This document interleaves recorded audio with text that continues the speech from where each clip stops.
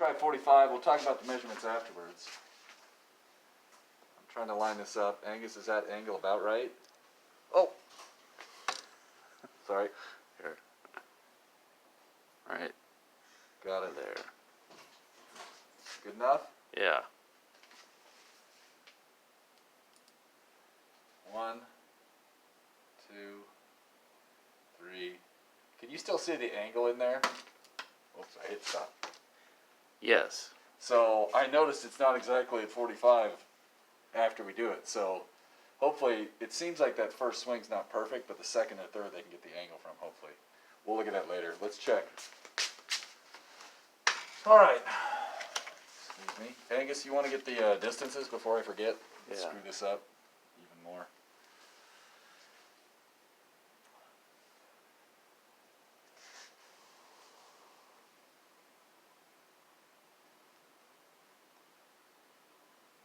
All right. All right. And so here's some times.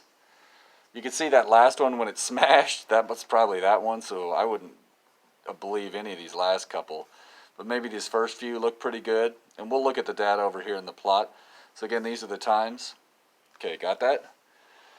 Here's the time on the horizontal axis. Here's the force in newtons on the vertical axis. Now, in this case, I'm going to use my little grabber here so we can look at some data points. So for example, this would be, I'll let you look at that. You got that? Yeah. Okay, I'm going to do a couple of these, just go through a few. Got that one? Yep. And so it seems like there's 2 of them there, and maybe 2 of them over here at this height. You can see there's a couple at each height. It's not perfect. Let's get maybe one more. Got it? Yeah. Okay, and now let's go down and get the bottom. There's 1, 2,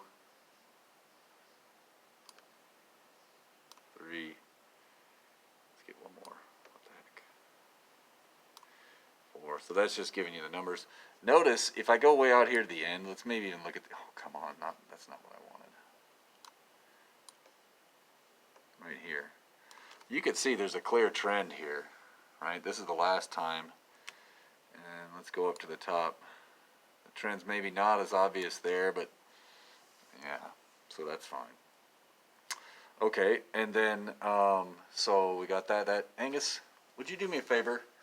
Could you go over in the corner and reflect for a minute? Sure. Ha ha ha! Best joke ever.